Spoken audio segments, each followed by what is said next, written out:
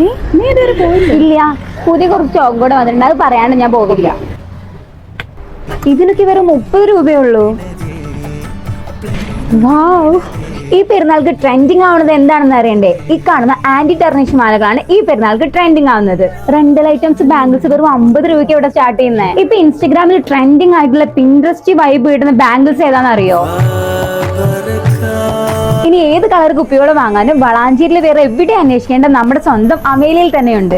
ഇനി മാലകളിലേക്ക് വരുമ്പോൾ ഇവിടെ ഒരുപാട് വൈൽഡ് ആയിട്ടുള്ള കളക്ഷൻസ് ആണുള്ളത്.